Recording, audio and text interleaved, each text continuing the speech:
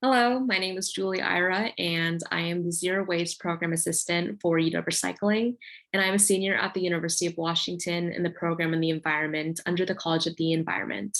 Thank you so much for joining me here today. The research I will be presenting is conducted during my role at UW Recycling and was used for my final capstone project to complete my major. The title of my presentation is Let's Talk Trash, Implementing Sustainability in Higher Education. So, as most of you may know, climate change is a real and pressing issue, especially with projections such as the one listed here in the first bullet point, stating that our planet will soon be approaching its limit to provide. We must start taking action and then incorporate sustainability into our ways of life. Higher education institutions, which I will be referring to as HEIs, offer the opportunity to catalyze large-scale sustainable infrastructure and behavioral change. For example, the University of Washington communities don't just consist of students, but faculty, staff, alumni, Seattle residents, and Greater Washington residents. Therefore, there is this opportunity here to leverage sustainability through all dimensions of our campus life to set the precedent for what sustainability could look like in our other communities. However, this is easier said than done. Incorporating sustainability in any campus is difficult because it does require the rethinking and redesigning of quite literally every already existing system and infrastructure in that community. So for my capstone project, I really wanted to know what are some of the major barriers to the integration of sustainability in higher education, and what are the best practices to overcome these barriers? Through my work with UW Recycling, I was able to investigate these questions. As part of my position, I participated in a fellowship with the Post Landfill Action Network, which is also known as PLAN. PLAN is a zero waste consulting company that trained me to conduct the UW's first zero waste assessment and act as a liaison between the University of Washington and the Post Landfill Action Network. I conducted a tri-campus assessment of the waste operations at all three UW campuses, Seattle, Bothell, and Tacoma, by interviewing and surveying campus stakeholders. I asked stakeholders general questions that were applicable across all campus departments, as well as department-specific questions about their waste operations. With the help of PLAN, the data I collected was then used to identify the system-wide gaps in waste infrastructure, and then outline potential long-term sustainability solutions, which is all included in a cumulative assessment report, which can be seen and accessed here in Figure 1. The intent of this assessment was to create a strategic plan for the UW to achieve zero waste in the future. So if you use your phone to scan this barcode, it will take you to a website, UW Sustainability's website, where I wrote a blog post that summarizes the recommendations from this report. And you can also find an entire copy of the report on this website link. In addition to my internship duties, I performed a literature review of academic sources about the incorporation of sustainability in HEIs. I then cross-referenced the zero waste assessment report findings with my own independent academic research to identify the most significant barriers and solutions. Our findings revealed three major barriers to the integration of sustainability in HEIs. The first is that there is insufficient sustainability data. The sustainability field is still in its infancy. Within the past decade, the HEIs have started to move towards advancing sustainable development, and therefore there is this growing need for a standard to measure progress in achieving sustainability goals. Because of this historical lack of guidance on sustainability metrics, there is little known about broader trends in environmental performance within universities. As a result, when universities seek to establish sustainability goals, they are set at a disadvantage because there's only a few benchmarking tools to use and not much data to build and pull from.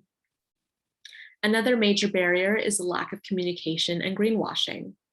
Within discussions of climate change becoming more prominent in this public sphere, universities are starting to market their green credentials as part of their institutional branding.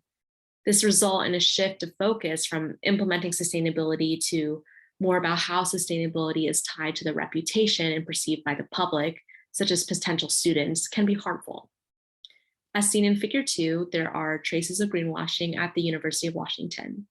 When I interviewed and surveyed stakeholders, I asked if they were aware of the sustainable procurement policies that the UW advertises that the campus follows. Of the 46 people I spoke with, only half of the respondents were actually aware of these policies and enforced them, and about 40% were unaware of these policies and therefore did not enforce them.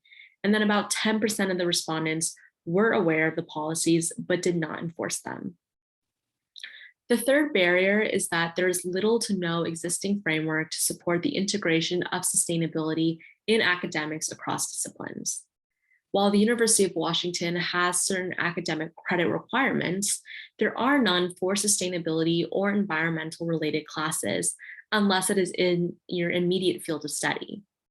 The responsibility then to try to incorporate sustainability learning falls on faculty who often are not equipped with the knowledge to teach about sustainability because it is not their area of expertise. And the responsibility also falls on students who often do not have the capacity to take these classes outside their immediate area of study.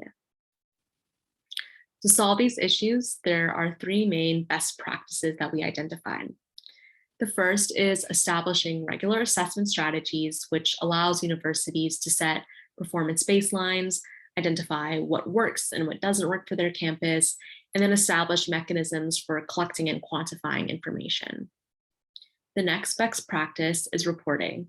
This assessment shows that stakeholders are so important in the integration of sustainability on campuses, then therefore, this dissemination of information is very critical. The whole campus community should be participating in a continuous dialogue of what sustainability should look like on campus and should be aware of their university's progress and areas for improvement. Communicating reports improves the visibility and documentation of the greening process and therefore avoids greenwashing. The final best practice focuses on sustainability in academics. Universities must integrate sustainability on both the faculty and the student end. Faculty should be given resources to help supplement their knowledge of sustainability so they can incorporate the concept into their own curriculum. For students, a set of sustainability competencies or learning objectives should be established in each discipline so that sustainability is defined across various academic and professional disciplines.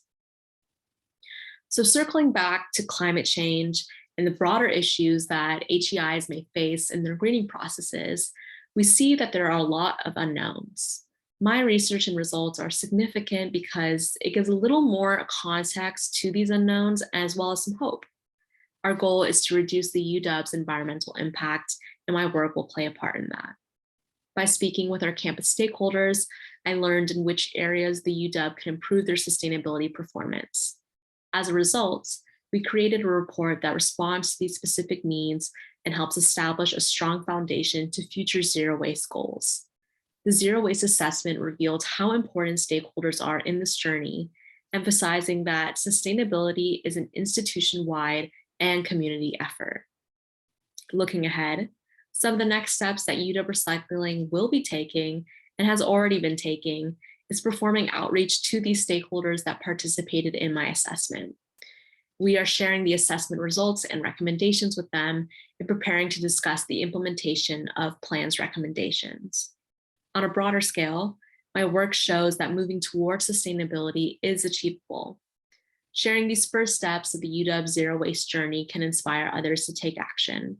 The University of Washington is a prestigious, large public institution that impacts a great community, and therefore we set a precedent for what other institutions are capable of.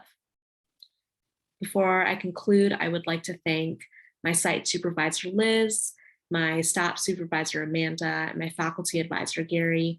Thank you all for your continuous support and motivation. I would also like to thank my family and friends for always being by my side as I completed my work. Thank you so much.